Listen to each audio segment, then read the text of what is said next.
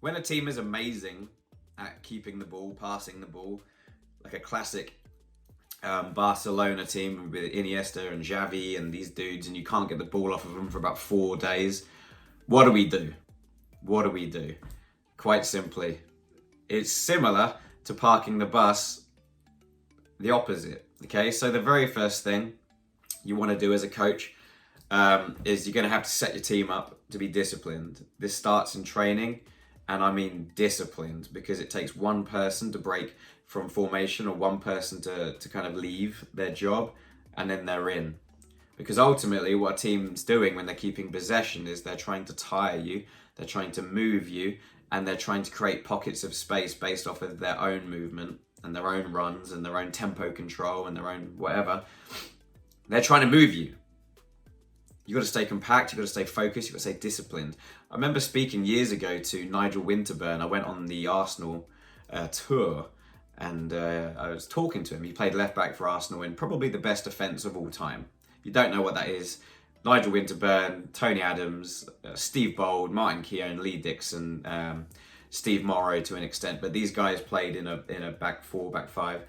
And there was a season, I believe, Arsenal fans will get me on this. They let in something like 17 goals in the whole season. It might have been less. I should have looked that up before I came on. But my point is, they were ridiculous. How?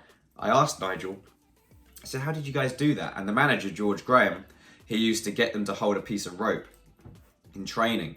And they would stand in a four with rope in the in-betweens, and they would move.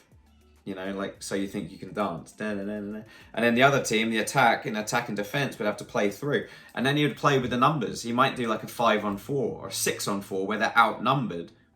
Can they still keep their shape? And then from there, you add the midfield in front and so forth. But I thought that was fascinating. And then eventually you get rid of the rope, and then you should have your fixed positions in place. It's kind of old school, but I love that. So tethered rope training still works. I've done it.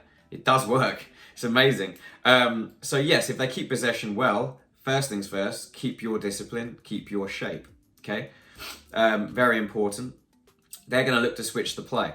How do we get against that? My next point, communication. You have to be talking the entire time. Communicate. Okay, but the next point of this is we're not just trying to stop this team from beating you, because ultimately you want to win. You don't want it to be 0-0. You can't have every game be 0-0. Now, that can be your starting point. 0-0 can be your starting point, but you've got to try and win games.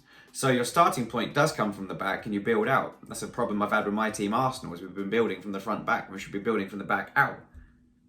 The goal was at the end. You only got to win 1-0. You've got to win the game 1-0. So, build from the back. Discipline. Do your job. Communication. The next point. Watch for explosive movements. Watch for the runs. You got to track your runner.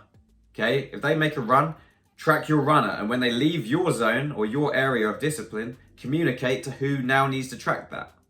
Okay? Next one. If you do get beaten on a one-on-one, got to get the ball back. Don't go to ground. Hold your position. Jockey. Wait for the perfect moment. If it never comes, stay disciplined. Stay disciplined, stay disciplined, stay disciplined.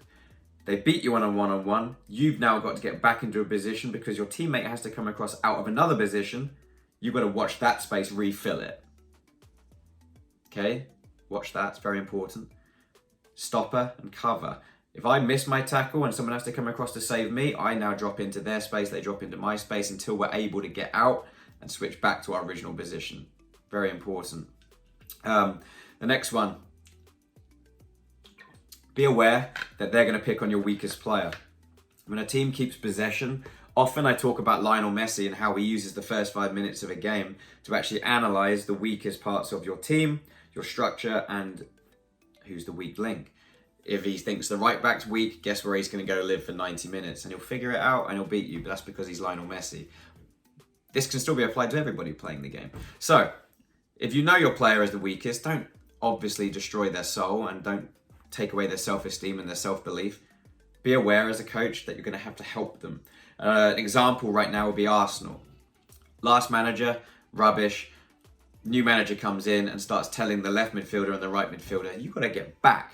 to help your left back and your right back. Because when they're exposed up against world-class wingers who are overlapping with their fullbacks, they're deliberately trying to create a 2-on-1.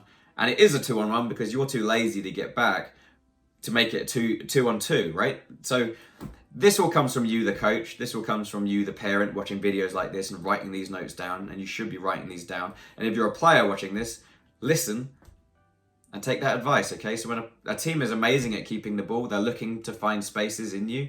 They're looking to break you down, not just physically, but mentally. Stay disciplined, stay focused, do your job. If you mess up, the person in behind saves you, you cover their space. Communicate, watch for burst runs, watch for tempo changes, watch for tactic changes. If they're on the ground, is the ball going over the top? If they're playing wide, is it going through the middle now? It's constant. We don't get time to stop. Like in an NFL, when a guy's watching from the sky and says, blah, blah, blah, blah, quick, you get 20 minutes to chat about it. Soccer's like bang, bang, bang. That's why I talk fast. So, hopefully that helps you. 6-minute video. Thank you for asking that question, by the way. I didn't write down what your name was because it was weird on YouTube. It was like ZHU or something like that. So, hopefully that answered your question, buddy. Send me another question if you have one, and I'll see you guys very soon.